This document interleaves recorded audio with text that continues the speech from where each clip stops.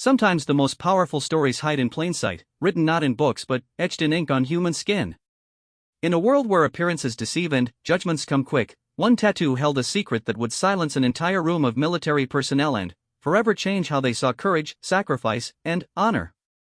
What happens when years of mockery meet a moment of truth? When assumptions crumble in the face of reality? When a simple salute reveals a hero hiding among us? This is the story of Sarah Chen, a quiet coffee shop worker whose hidden past would shock everyone who thought they knew her. It's about the weight of service, the cost of secrets, and the moment when respect is finally earned. Sarah Chen wiped down the espresso machine for the third time that morning, her movements precise and methodical. The coffee shop buzzed with its usual early crowd of military personnel from the nearby base, their conversations mixing with the hiss of steam and clatter of ceramic cups. At 28, she had been working at Moonbeam Coffee for nearly 2 years, yet she remained largely invisible to the steady stream of servicemen and women who frequented the establishment. The tattoo on her left forearm caught the fluorescent light as she reached for another cup. Black ink formed an intricate design that most customers never bothered to examine closely. To them, it looked like some trendy geometric pattern, the kind of body art that civilians got to look edgy or cool. They couldn't have been more wrong. "Hey, Sarah," called out Staff Sergeant Martinez from his usual corner table. "Nice artwork there. Let me guess, you got that at some strip mall parlor to impress your boyfriend?" Laughter rippled through the group of Marines sitting with him. Sarah's jaw tightened slightly, but she continued her work without looking up. This wasn't the first time her tattoo had drawn unwanted attention and commentary from the military customers. Over the past year, it had become something of a running joke among the regulars. "Probably saw it on Pinterest," added Corporal Johnson, stirring sugar into his black coffee. "These civilians always try to look tough with their fake military-style tats." Sarah's hand paused for just a moment on the coffee machine, but she said nothing. She had learned long ago that defending herself only made things worse. Better to let them have their fun and move on with their day. She had bigger things to worry about than the opinions of people who didn't know her story. The morning rush continued with its familiar rhythm. Orders were called out, coffee was poured, and the casual mockery of her tattoo became background noise. Private Williams, barely 19 and fresh from boot camp, seemed particularly amused by what he perceived as Sarah's attempt to look military. "You know what that looks like," he said loudly, pointing at Sarah's arm as she delivered his cappuccino. "It looks like she tried to copy a Navy SEAL trident but screwed it up. Probably didn't even know what it was supposed to be." The table erupted in laughter again. Sarah set down the cup with careful control, her face revealing nothing of the storm brewing inside her chest. The irony of their comments was almost unbearable. If only they knew how close to the truth the young private had come, and how wrong he was at the same time. "Sarah's probably never even met a real SEAL," Martinez continued, enjoying his role as the ringleader of the morning's entertainment. "Bet she thinks they're just characters from movies." The shop's owner, Mrs. Patterson, shot disapproving glances at the military table from behind the register. She had always been protective of her employees, but Sarah had specifically asked her not to intervene in situations like these. There were reasons for Sarah's request that Mrs. Patterson didn't understand, but she respected them nonetheless. As the morning wore on, more customers filtered through. The tattoo commentary had died down, but Sarah could still feel the occasional stare and snicker when she moved around the shop. She had developed a thick skin over the years, but some days the weight of keeping her secret felt heavier than others. During her break, Sarah stepped into the small employee area behind the counter and allowed herself a moment to breathe. She looked down at the tattoo that had caused so much unwanted attention. The design was indeed military in nature, but it wasn't some copied image from the internet or a strip mall artist's interpretation of toughness. The tattoo was a perfectly rendered Navy Special Warfare insignia, earned through blood, sweat, and tears in some of the most challenging training environments in the world. Below it, in small, precise lettering that the coffee shop customers never bothered to read closely, were coordinates. Not just any coordinates, but the exact location of a classified operation in Afghanistan where Sarah had earned a Silver Star for valor under fire. But these details remained hidden in plain sight, invisible to people who saw only what they expected to see. Sarah had left the military 3 years ago, trading her desert fatigues and tactical gear for coffee shop aprons and civilian anonymity. The transition hadn't been easy, and some days she wondered if she had made the right choice. The bell above the shop door chimed again, pulling Sarah from her thoughts. She straightened her shoulders and walked back to the counter, ready to face whatever the rest of the day might bring. She had survived far worse than coffee shop mockery, though her current tormentors would never believe such a thing. The afternoon shift brought a different crowd, mostly civilians and a few off-duty service members looking for a quiet place to relax. Sarah found herself thinking about the path that had led her to this moment. Growing up in a small town in Oregon, she had always felt called to something bigger than herself. The military had provided that sense of purpose, but it had also taken things from her that she could never get back. Her phone buzzed with a text message from her therapist, reminding her of their appointment later that week. The transition from military to civilian life had been more difficult than anyone around her realized. The hypervigilance that had kept her alive in combat zones made her jumpy around loud noises and sudden movements. The skills that made her an excellent special operations soldier didn't always translate well to serving coffee and making small talk with customers. But she had chosen this path deliberately. After 8 years in the Navy, including 4 years with the SEALs, she needed space to heal and figure out who she was beyond the uniform. The anonymity of civilian life, even with its occasional humiliations, felt safer than the constant scrutiny of military service. As closing time approached, Sarah began the familiar routine of cleaning equipment and wiping down tables. The military customers from the morning were long gone, probably back on base sharing stories about the clueless civilian with the fake military tattoo. She had heard variations of those stories before, always told with the same mixture of amusement and superiority. Tomorrow would likely bring more of the same. The base personnel were creatures of habit, and Moonbeam Coffee was conveniently located on their route to work. She would serve them their regular orders, endure their casual mockery, and continue living her quiet civilian life. But, sometimes, as she locked up the shop and walked to her small apartment nearby, Sarah wondered what would happen if the truth ever came out. Would they believe her? Would they apologize? Or would they find new ways to diminish her service and sacrifice? The questions followed her home, but she had learned not to dwell on them for too long. She had made her choice to leave that world behind, and she would live with the consequences. Even if those consequences included being mocked by the very people she had once fought alongside, in spirit if not in person. The tattoo on her arm told a story that most people would never hear.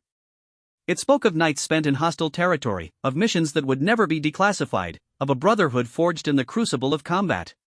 But, for now, it remained silent, its secret safe behind the facade of a civilian coffee shop worker who had supposedly never met a real SEAL. Sarah turned off the lights in her apartment and prepared for another day of maintaining her cover. She had no way of knowing that tomorrow would bring a visitor who would change everything, someone whose presence would finally force the truth into the light and make the mockery stop forever. The stage was set for a confrontation that would transform not only how others saw her, but how she saw herself in the delicate balance between her hidden past and her chosen present. The next morning brought an unusual chill to the air, and Sarah arrived at Moonbeam Coffee 30 minutes early to prepare for what she suspected would be another challenging day. The military base had announced a training exercise the previous evening, which typically meant larger crowds and higher stress levels among the service members who frequented the shop. As she arranged pastries in the display case and started the first batch of coffee, Sarah's mind wandered to a different morning 3 years ago. She had been crouched behind a concrete barrier in Kandahar, Afghanistan, listening to her team leader brief them on their mission objectives. The parallel between that morning and this one struck her as both absurd and profound. The bell chimed as her first customer of the day entered. Sarah looked up to see Lieutenant Commander Rebecca Torres, a Navy intelligence officer who had been coming to the shop regularly for about 6 months. Unlike the Marines who seemed to take pleasure in mocking her tattoo, Torres had always been polite and professional. She ordered the same thing every morning, medium dark roast, no cream, no sugar. "Morning, Sarah," Torres said, approaching the counter with her usual reserved demeanor. "The usual, please." "Coming right up," Sarah replied, noting that Torres seemed more tense than normal. As she poured the coffee, Sarah caught the woman studying her tattoo with an intensity that hadn't been there before. "That's an interesting design," Torres said carefully, accepting her coffee. "Where did you get it done?" Sarah's hand instinctively moved to cover the tattoo, but she caught herself and forced her arm to remain at her side. "A place back home in Oregon," she answered, keeping her voice neutral. Torres nodded slowly, her eyes lingering on the ink for another moment before she moved to a table near the window. Sarah watched her go, wondering what had prompted this sudden interest. Intelligence officers were trained to notice details that others missed, and Sarah realized she might need to be more careful around this particular customer. The morning rush began in earnest 20 minutes later. Staff Sergeant Martinez and his crew arrived like clockwork, immediately claiming their corner table and launching into their usual routine of loud conversation and casual disrespect toward anyone they deemed beneath their military status. "Look who's here," Martinez announced, gesturing toward Sarah with his coffee cup. "Our resident wannabe warrior. Still trying to look tough with that fake tattoo, I see." Private Williams, emboldened by yesterday's success in getting laughs, decided to take things further. "You know what, Sarah? I've been thinking about your little artwork there. It's actually kind of insulting to those of us who've actually served. You're basically playing dress-up with symbols that mean something real." Sarah's jaw clenched as she continued wiping down the counter. The irony of a 19-year-old private lecturing her about military service was almost too much to bear. She had been conducting classified operations while Williams was still in high school, but she couldn't say that without revealing everything she had worked to keep hidden. "Maybe you should consider getting it covered up," suggested Corporal Johnson. "Get something more appropriate, like a butterfly or a flower. Leave the military stuff to the people who've actually earned it." The words hit harder than Sarah expected, not because they hurt her feelings, but because they reminded her of conversations she'd had with herself during her darkest moments after leaving the Navy. Had she earned the right to keep wearing the symbols of her service? Did her departure from active duty invalidate everything she had accomplished? Lieutenant Commander Torres looked up from her table, her expression unreadable. Sarah noticed the intelligence officer's attention had shifted to the Marine's table, and she was listening intently to their conversation while pretending to read a newspaper. "You know what I think?" Martinez continued, clearly enjoying his audience. "I think people like her are part of what's wrong with this country. Everyone wants to look like a warrior without doing the work. It's stolen valor, plain and simple." The accusation of stolen valor sent a shock through Sarah's system. It was one of the most serious charges that could be leveled against someone in military circles, and even though she knew it was completely false, hearing it spoken aloud made her feel sick to her stomach. Sarah excused herself and stepped into the back room, needing a moment to compose herself before she said or did something that would blow her carefully maintained cover. She leaned against the wall and forced herself to take slow, deep breaths, a technique her therapist had taught her for managing triggered responses. The memories came flooding back despite her efforts to contain them. She remembered the night her SEAL team had been pinned down by enemy fire in a remote Afghan valley. 3 of her teammates had been wounded, and their extraction had been delayed by poor weather conditions. Sarah had single-handedly held off an advancing enemy force for over 6 hours, allowing her wounded brothers to receive medical attention and ultimately saving their lives. The Silver Star citation sitting in a box in her apartment storage unit told the official version of that story, but it could never capture the full reality of what had happened that night. The fear, the exhaustion, the weight of responsibility for other people's lives, the split-second decisions that determined who went home and who didn't. She remembered the medal ceremony, standing at attention while a general pinned the award to her dress uniform. Her parents had flown out from Oregon to watch their daughter receive one of the military's highest honors for combat valor. It had been one of the proudest moments of her life, but it had also marked the beginning of the end of her military career. The nightmares had started a few weeks after the ceremony. The hypervigilance that had kept her alive in combat began interfering with her ability to function in normal military duties. She found herself constantly scanning for threats, unable to relax even in supposedly safe environments.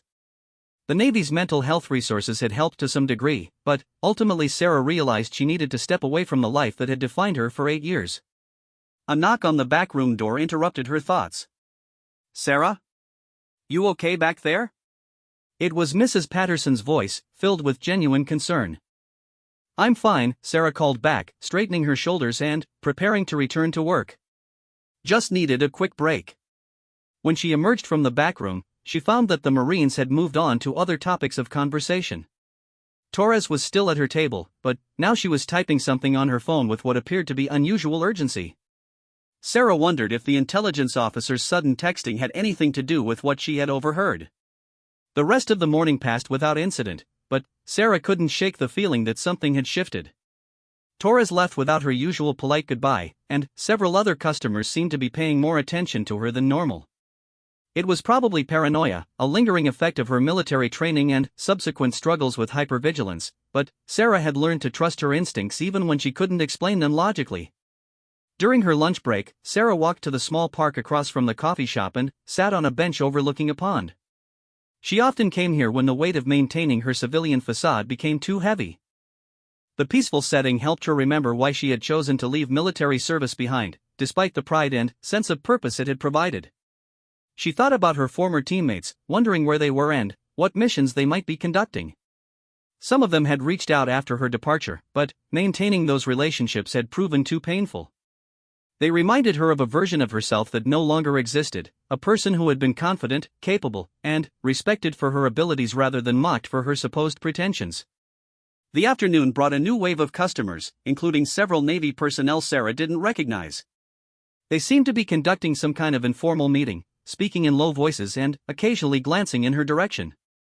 One of them, a chief petty officer with multiple deployment ribbons, spent several minutes studying her tattoo when he thought she wasn't looking.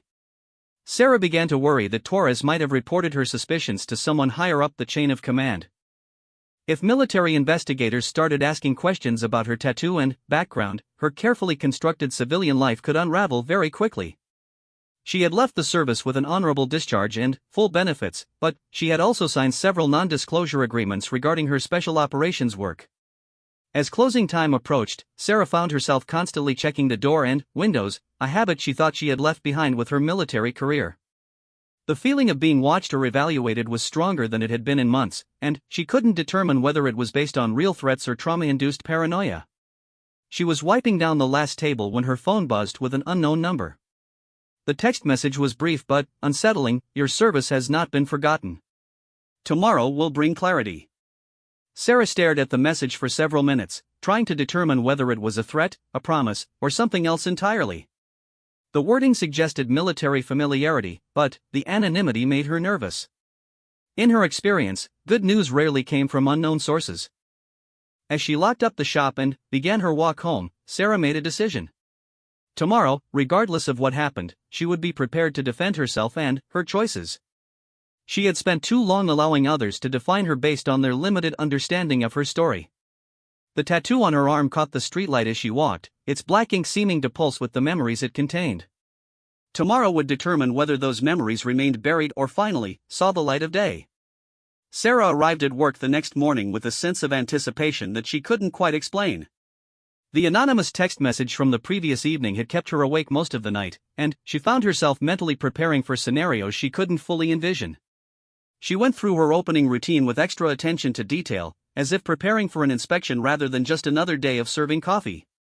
The first unusual sign came when Lieutenant Commander Torres arrived 15 minutes earlier than her normal schedule. Instead of ordering her usual coffee and finding a quiet table, she positioned herself near the counter and appeared to be waiting for something or someone. "Morning, Sarah," Torres said with what seemed like forced casualness. "I'll have my usual, but I might be staying a bit longer today." "Expecting to meet someone?" Sarah nodded and poured the coffee, noticing that Torres seemed nervous in a way she had never displayed before. The intelligence officer's eyes kept moving to the front door, and she checked her phone repeatedly while pretending to read a morning briefing document. The familiar morning crowd began filtering in, but their behavior seemed different somehow. Staff Sergeant Martinez and his group took their usual corner table, but their conversation was more subdued than normal. Even Private Williams, who had been particularly vocal in his mockery over the past few days, seemed unusually quiet and kept glancing toward Torres with what looked like concern. At precisely 8:30, the coffee shop door opened and a man entered who commanded immediate attention from every military person in the room. He was tall, probably in his early 40s, with the kind of bearing that could only come from years of leadership in high-pressure situations. His civilian clothes couldn't hide the military precision in his movements or the alertness in his eyes. Sarah recognized him immediately, though she hoped her face didn't show it. Commander James Mitchell, one of the most decorated SEAL officers of his generation, had been her commanding officer during her final deployment to Afghanistan. She had served directly under his leadership during the mission that earned her the Silver Star, and his recommendation had been instrumental in her receiving that honor. Torres stood up quickly and moved toward Mitchell, speaking to him in low tones that Sarah couldn't hear. Whatever she was telling him caused his expression to grow very serious, and his eyes moved to Sarah with an intensity that made her stomach clench with anxiety. "Sarah Chen," Mitchell said, approaching the counter with the kind of authority that made everyone in the shop stop what they were doing to pay attention. His voice carried easily across the room, and Sarah could feel every pair of eyes focusing on her. "Yes, sir?" Sarah replied, falling back on military formality despite her civilian context. The response was automatic, ingrained by years of training and respect for the man standing before her. Mitchell studied her for a long moment, his gaze moving from her face to the tattoo on her arm and back again. "I understand there's been some question about the authenticity of your ink." The coffee shop fell completely silent. Sarah could hear the hum of the espresso machine and the distant traffic outside, but no one spoke or moved. She was aware of Martinez and his group leaning forward at their table, suddenly very interested in a conversation they had assumed would be another opportunity to mock the civilian coffee shop worker. "Some people seem to think you're wearing military insignia you haven't earned," Mitchell continued, his voice carrying just enough edge to make it clear that this wasn't a casual inquiry. "They believe you're guilty of stolen valor." Sarah's throat felt dry, but she managed to find her voice. "I understand their concern, sir. Military symbols should be treated with respect." "Indeed they should," Mitchell agreed. "Which is why I'm here to set the record straight." He reached into his jacket pocket and pulled out a folder that Sarah immediately recognized as a military service record. Her service record. Her mouth went dry as she realized what was about to happen. "Ladies and gentlemen," Mitchell announced, his voice carrying the authority of someone accustomed to commanding rooms full of elite warriors. "I'd like you to meet Petty Officer First Class Sarah Chen, United States Navy SEALs, retired." The silence that followed was deafening.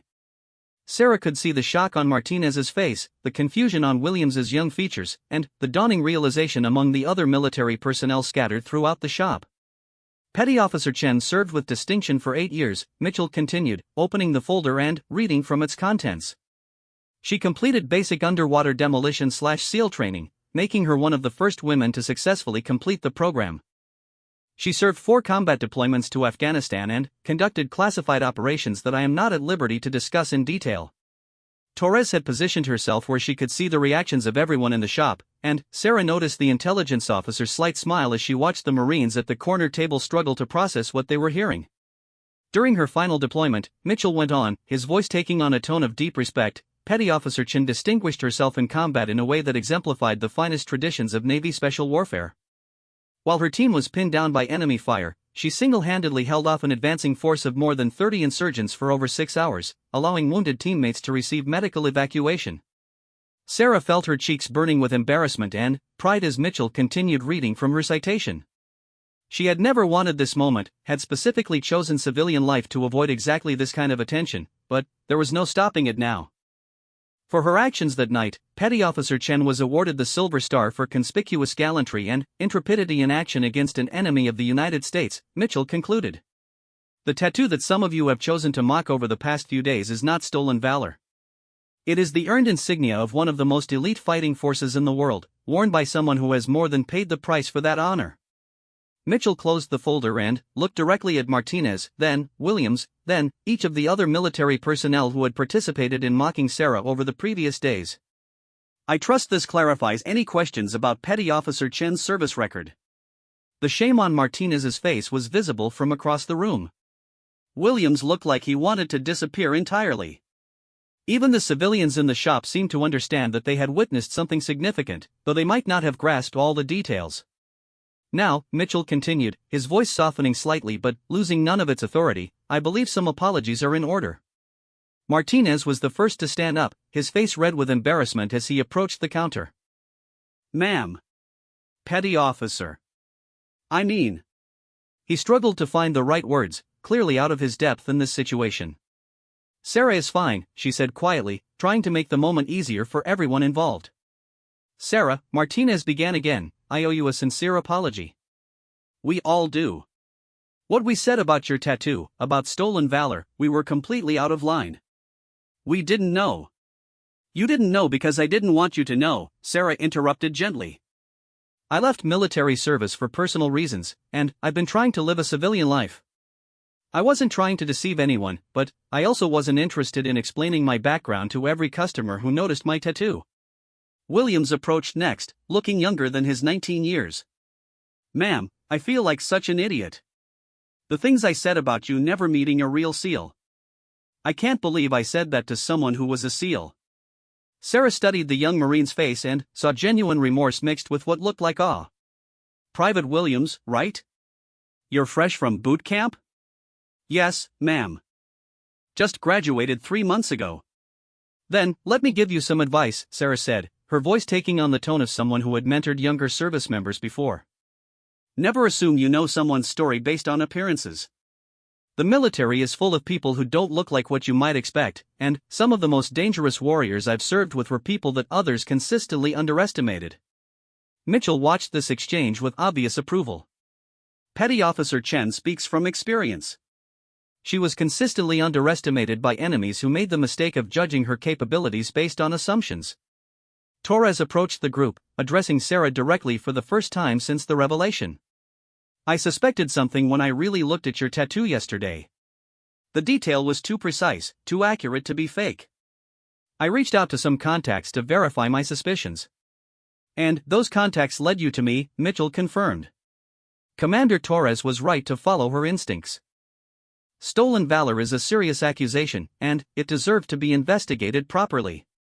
Sarah looked around the coffee shop, taking in the faces of people who had interacted with her daily for nearly 2 years but were seeing her clearly for the first time. She felt exposed and vulnerable in a way she hadn't experienced since her first days of civilian life. "I appreciate you setting the record straight, sir," she said to Mitchell. "But I hope you understand why I've kept my service record private. The transition to civilian life hasn't been easy, and sometimes the attention that comes with military recognition can be complicated." Mitchell nodded with understanding. "Your reasons for seeking privacy are your own, and they're completely valid. But you should never have to endure accusations of stolen valor from people who don't know what they're talking about." The shop's atmosphere had completely transformed. Where there had been mockery and dismissal just minutes earlier, there was now respect mixed with embarrassment. Sarah could see the other customers processing this new information, adjusting their perceptions of the quiet woman who had been serving their coffee with professional efficiency while hiding one of the most impressive military records any of them had ever encountered. Mrs. Patterson, who had been watching the entire exchange from behind the register, approached with tears in her eyes. "Sarah, honey, I had no idea. All this time." "That was the point," Sarah said with a slight smile. "I wanted to be just another employee, not a former Navy SEAL. I wanted to prove to myself that I could build a life outside the military." Mitchell extended his hand toward Sarah in a gesture of professional respect. "For what it's worth, Petty Officer Chen, your service continues to be an honor to the teams. Your choice to transition to civilian life doesn't diminish what you accomplished in uniform." As Sarah shook her former commander's hand, she felt something shift inside her chest. The weight of hiding her identity hadn't disappeared, but it had transformed into something different. She was still the same person who wanted privacy and civilian anonymity, but she no longer felt ashamed of who she had been before this life. The revelation of Sarah's true identity had created an electric atmosphere in the coffee shop that seemed to charge every conversation and interaction. As the initial shock wore off, the military personnel began approaching her individually, each carrying their own mixture of shame, curiosity, and newfound respect. Commander Mitchell had taken a seat at a table near the counter, making it clear that he wasn't leaving anytime soon. His presence served as both protection for Sarah and a reminder to everyone present that her service record was not only authentic but exceptional. Torres had returned to her original table but continued to observe the interactions with professional interest. Corporal Johnson was among the next to approach, his earlier confidence replaced by obvious discomfort. "Sarah, I need to apologize for what I said about your tattoo. About it being some strip mall fake military design. I feel like a complete fool." Sarah looked at the Marine, remembering his comment about her getting something more appropriate like a butterfly or flower. "Johnson, right? How long have you been in?" 3 years, ma'am. 2 deployments to Iraq." "Then, you understand the weight of what these symbols mean," Sarah said, touching her tattoo lightly. "I'm not angry about what you said. I understand why civilians with military-style tattoos can be frustrating to active duty personnel. Stolen valor is a real problem, and you were trying to protect something that matters to you." Johnson nodded gratefully. "Yes, ma'am, But we should have asked questions instead of making assumptions. We should have given you the benefit of the doubt. Maybe, Sarah agreed. But I also chose to keep my background private. I can't expect people to treat me like a veteran if I'm not willing to identify myself as one. The conversation was interrupted by the arrival of another customer, a Navy chief petty officer who had been in the shop the previous afternoon. He approached the counter with obvious purpose, his eyes moving between Sarah and Commander Mitchell. "Excuse me," he said to Sarah. "I'm Chief Ramirez from the base. I was here yesterday and couldn't help but notice your tattoo. I've been thinking about it all night, and now hearing what the commander just shared." He paused, seeming to gather his courage. "Were you part of the team that conducted Operation Silent Thunder?" Sarah's expression immediately became guarded. Operation Silent Thunder was one of the classified missions she had participated in, and even its name wasn't supposed to be discussed in public settings. She looked toward Mitchell, seeking guidance on how to respond. "Chief," Mitchell interjected smoothly, "I understand your curiosity, but operational details remain classified regardless of who's asking or where we are." Ramirez nodded quickly. "Of course, sir. My brother-in-law was one of the hostages that was rescued in that operation. He never got to thank the team personally. If Petty Officer Chen was part of that." The implications hung in the air. Sarah felt the weight of the moment, understanding that this wasn't just about coffee shop mockery anymore. This was about the ripple effects of military service, the ways that individual actions in combat zones could touch the lives of families thousands of miles away. "Chief," Sarah said carefully, "I can't discuss operational details, but I can tell you that every successful rescue operation is a team effort. If your brother-in-law made it home safely, it was because a lot of people did their jobs exactly right." Ramirez's eyes filled with tears that he quickly blinked away. "He did make it home. He's married now, has 2 kids. He probably doesn't even know your name, but his whole family owes you a debt we can never repay." The coffee shop had fallen quiet again, with everyone listening to this exchange. Sarah could see the other military personnel beginning to understand not just what she had done in general terms, but the specific ways her service had protected and saved real people with real families. Private Williams, who had been sitting quietly since his earlier apology, suddenly stood up and walked toward the counter. His young face was set with determination, and Sarah could see him struggling with some internal decision. "Ma'am," he began, his voice carrying across the now silent shop, "I know I already apologized, but I need to do something else."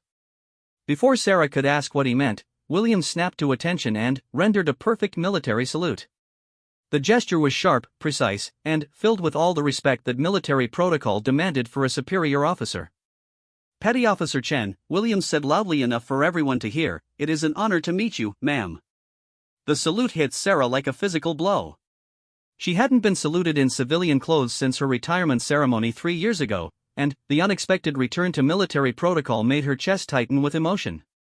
For a moment, she was transported back to her days in uniform, when such gestures were routine parts of daily life. Without thinking, Sarah straightened her posture and returned the salute with the same precision she had maintained throughout her military career. The exchange lasted only a few seconds, but it seemed to freeze time in the coffee shop. "Thank you, Private," Sarah said as they both dropped their salutes. "That means more to me than you know." The effect of this exchange on the rest of the room was immediate and profound. One by one, other military personnel began standing up. Martinez rose from his table, followed by Johnson, then the other Marines and sailors scattered throughout the shop. Chief Ramirez was the next to salute, his gesture carrying the weight of personal gratitude for Sarah's role in his family's story. "Thank you for bringing my brother-in-law home, ma'am." Sarah returned his salute, feeling the emotional impact of each gesture. Torres stood and saluted from her position across the room, her intelligence officer bearing adding formality to the moment. Even some of the off-duty personnel who had been sitting quietly began participating in what was becoming an impromptu ceremony of respect. Commander Mitchell rose from his table and approached Sarah.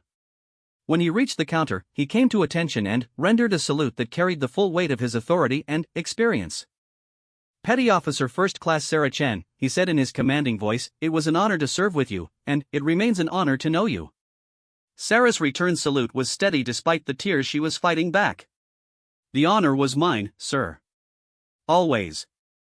The formal exchange between two elite warriors sent a clear message to everyone in the shop about Sarah's place in the military hierarchy. This wasn't just any former service member receiving recognition, this was a decorated combat veteran being honored by one of the most respected commanders in naval special warfare. When Mitchell dropped his salute, the spell seemed to break slightly, but the atmosphere of respect remained. Sarah realized that she was standing differently, carrying herself with the military bearing that she had spent 3 years trying to suppress in civilian life. Mrs. Patterson watched from behind the register, tears streaming down her face as she witnessed her quiet employee being honored by the very people who had been mocking her just hours earlier. "I had no idea," she whispered to herself. "I had no idea I was working with a hero."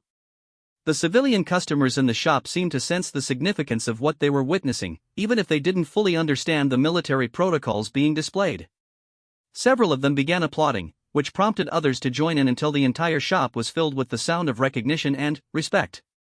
Sarah looked around the room, taking in the faces of people who had completely changed their perception of her in the span of a single morning.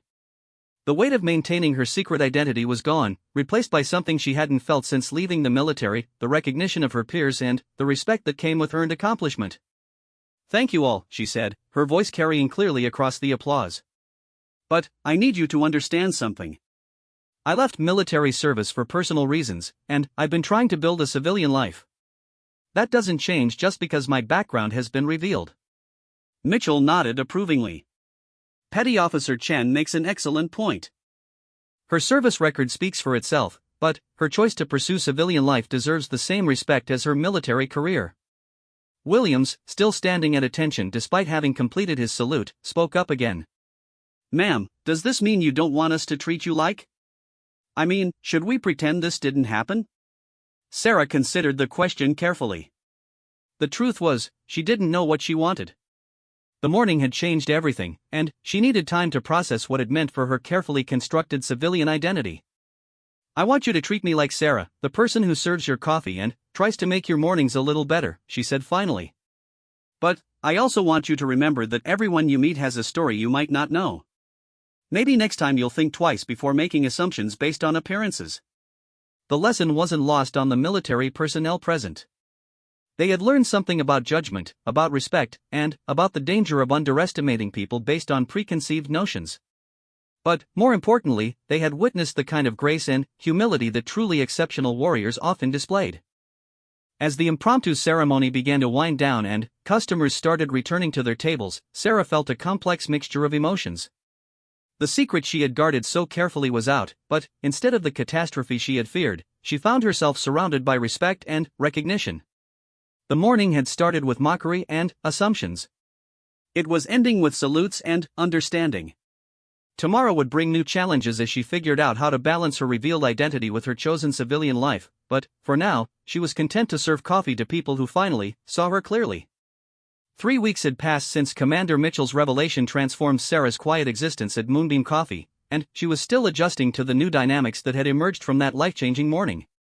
The coffee shop had become something of a pilgrimage site for military personnel from the base, many of whom came specifically to meet the Navy SEAL who served coffee with the same precision she had once brought to combat operations.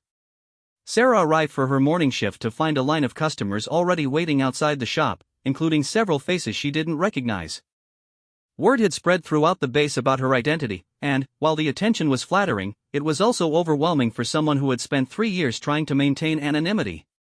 Mrs. Patterson unlocked the door with a knowing smile. "Another busy morning ahead, I think.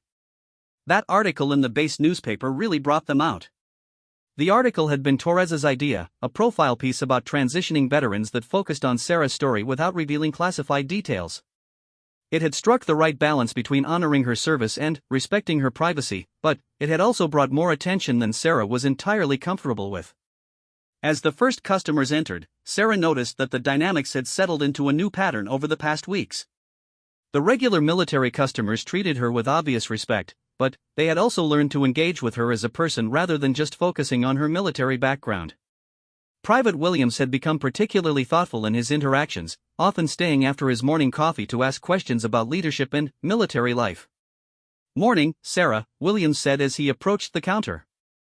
His demeanor had completely transformed since that first salute 3 weeks ago, replacing his earlier arrogance with genuine curiosity and respect. I've been thinking about what you said last week, about leadership coming from example rather than authority. Sarah smiled as she prepared his usual order. Their conversations had become one of the unexpected benefits of her revealed identity. Mentoring younger service members reminded her of aspects of military life that she had missed more than she realized. Have you had a chance to put it into practice? She asked, handing him his coffee. Actually, yes. There was a situation in my unit where some guys were picking on a new Marine who's different from the rest of us. Instead of joining in or just ignoring it, I remembered what you said about standing up for what's right even when it's uncomfortable. The pride in Williams's voice was unmistakable. Sarah could see that their conversations were helping shape his development as a leader, which gave her a sense of purpose that went beyond serving coffee. How did it work out? Better than I expected. Once I spoke up, a couple other Marines joined in supporting the new guy. Turns out most of us were uncomfortable with the situation, but nobody wanted to be the first to say something. Sarah nodded approvingly. That's often how real leadership works. It's not about having the highest rank or the loudest voice. It's about having the courage to do what's right even when it's difficult. Commander Mitchell had returned to the shop several times since his initial visit, always maintaining professional courtesy while clearly checking on Sarah's well-being. His presence had helped establish boundaries for other customers, making it clear that Sarah's privacy and civilian status were to be respected even as her military background was acknowledged. This morning, Mitchell arrived just as the initial rush was beginning to slow down. He approached the counter with his characteristic directness, but Sarah could see something different in his expression. Sarah, I have a proposition for you, he said without preamble. I've been authorized to offer you a consulting position with Naval Special Warfare. Nothing that would require you to return to active duty, but your experience and insights could be valuable for training and development programs. The offer caught Sarah completely off guard. She had assumed that her military career was permanently behind her, that the choice to leave active duty had closed all doors to future involvement with the teams. What kind of consulting? She asked carefully. Training development, primarily. Helping to design programs that prepare new SEALs for the psychological challenges of combat operations. Your experience with successful transition back to civilian life could also be valuable for other veterans struggling with similar issues. Sarah felt a familiar surge of conflicted emotions. The offer was tempting on multiple levels, providing a way to contribute to the military community without returning to the full-time commitment that had become overwhelming. But it also meant stepping back into a world she had deliberately left behind. I'd need to think about it, she said finally. Of course. Take all the time you need. The offer will remain open.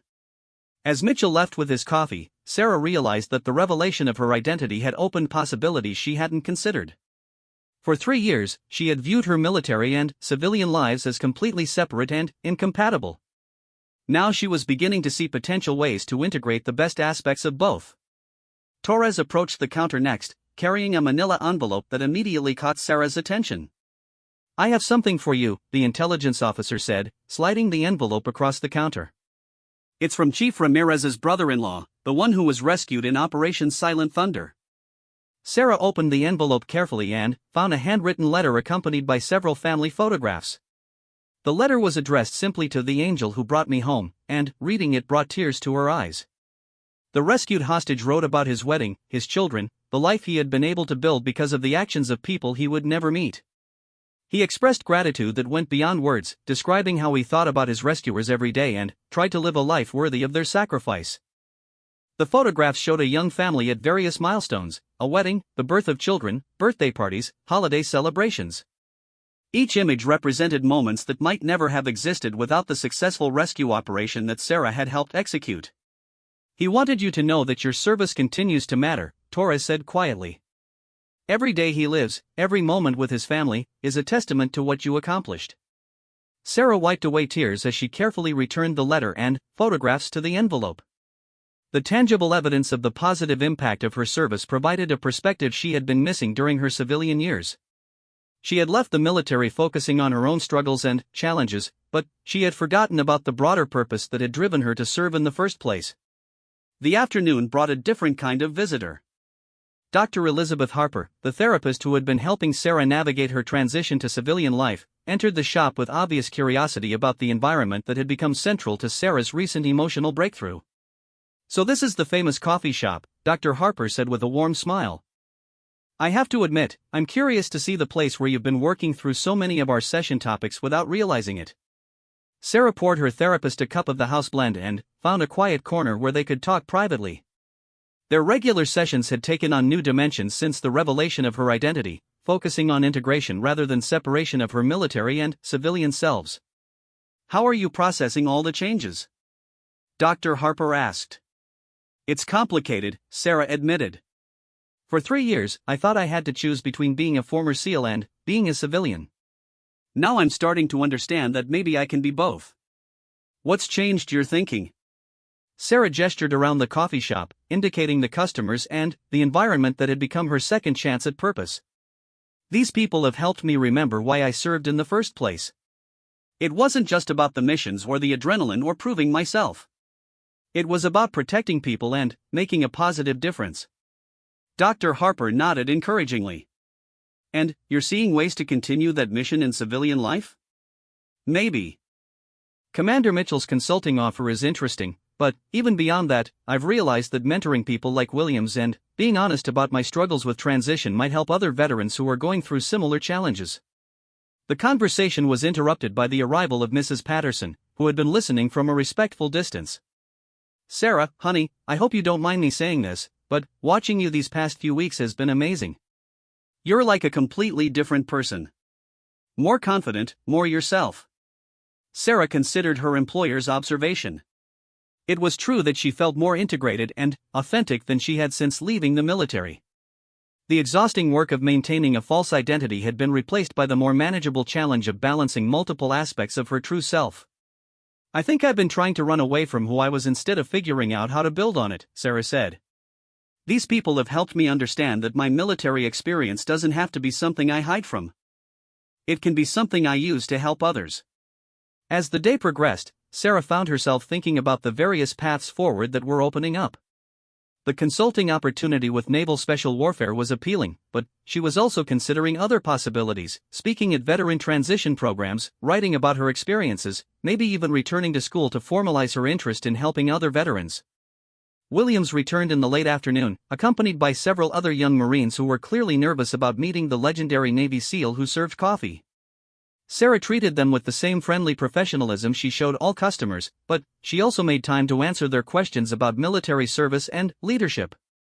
The thing about being a SEAL, she told the group, isn't that you stop being afraid. It's that you learn to do what needs to be done even when you're afraid. That skill translates to civilian life more than you might think. One of the Marines, barely 18 and obviously new to military life, asked the question that Sarah had been waiting for someone to voice. Do you miss it?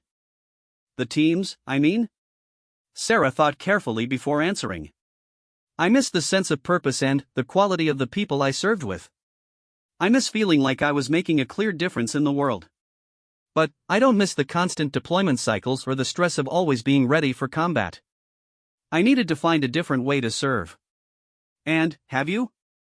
Found a different way? Sarah looked around the coffee shop, taking in the faces of the military personnel and civilians who had become part of her new mission. I think I'm starting to. It's different from what I did before, but maybe it's just as important. As closing time approached, Sarah reflected on the journey that had brought her to this moment. 3 weeks ago, she had been hiding from her past and struggling to find meaning in her present.